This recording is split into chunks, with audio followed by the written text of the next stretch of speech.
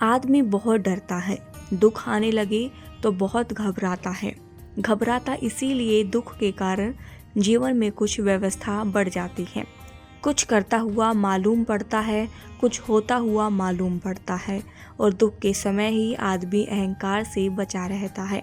दुख खाद है अहंकार की, सुखी आदमी को अहंकार हो जाता है। सुख ही नहीं हो सकता बिना अहंकार के आए। आपने कभी अनुभव किया होगा, कभी जब तुम खुश होते हो तो अहंकार नहीं होता है और जब तुम उदास बैठे होते हो तो अहंकार हो जाता है। जब तुम हंसते हो तो कि तुम ही हंसी में भूल जाता है। अहंकार दुख से मुक्ति कैसे मिले, समझो। दुख को तुमने पकड़ा हुआ है। जब आप अहंकार का लाभ लेना बंद नहीं करेंगे तो मुक्ति नहीं मिलेगी। मेरे बिना दुनिया अस्त व्यस्त हो जाएगी, ऐसा अहंकार तुम्हें दुखी बना रहा है। अगर दुख ना हो तो किससे लड़ोगे, और लड़ोगे नहीं तो जीवन में जीतोगे कैसे। जीतेंगे नहीं तो अहंकार की प्रतिष्ठा कहाँ से होगी। तुम्हारे पास 1000 रुपये हैं, 1000 रुपये का तुम सुख नहीं उठा रहे, तुम अकेले 9000 का दुख पैदा कर रहे हो। तुम कह रहे हो 10,000 हो जाएंगे, जब 1000 का सुखों को तुम उठा नहीं पाओगे। 10,000 का सुख कैसे उठाओगे। गरीब की आकांक्षा भी सीमित होती है और अमीर की कितनी आकांक्षा है यह तो उसे भी नहीं पता। इसीलिए अमीर आदमी ज़्यादा दुख में पड़ता चला जाता है, क्योंकि जैसे जैसे आपकी संपत्ति बढ़ती है वैसे वैसे वासना की हिम्मत बढ़ती है। वह सोचता है जब 10,000 कमा लिए तो 1 लाख क्यों नहीं कमा सकता। बल आ गया है, कुछ करके दिखा देंगे।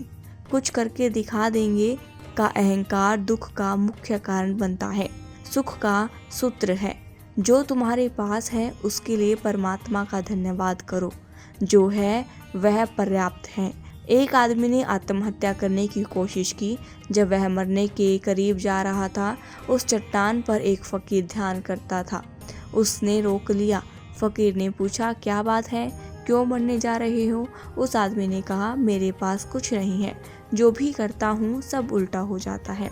भगवान मेरे से नाराज है, इसलिए मैंने मरने का निश्चय किया है। फकीर ने कहा, मरने से पहले मेरा एक काम कर दोगे, मुझे भी फायदा हो जाएगा।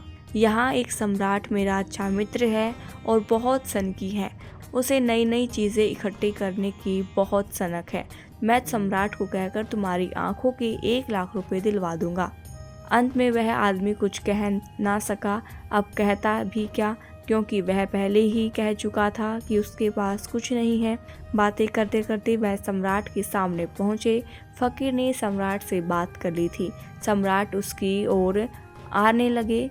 सम्राट उसकी आंखें लेने को तैयार हो गई। उससे पहले ही उस आदमी का विचार बदल चुका था। सम्राट ने कहा, 1 लाख में नहीं, मैं 10 लाख में भी दे सकता हूँ। तुम्हारे कान भी खरीद सकता हूँ, तुम्हारे दांत भी खरीद सकता हूँ। उस आदमी ने विचार किया, जब तेरा शरीर ही 10 करोड़ तक का बिक सकता है, जब मेरे पास कुछ नहीं है तो यह शरीर ही करोड़ों की व्यस्त है, तो मैं आत्महत्या क्यों करूं। तो उस फकीर ने कहा, फिर मरने की बाबत क्या ख्याल है। उसने कहा, अब भगवान जो ज्ञान आपने दिया है उसके उपरांत मैंने मरने का ख्वाब त्याग दिया है।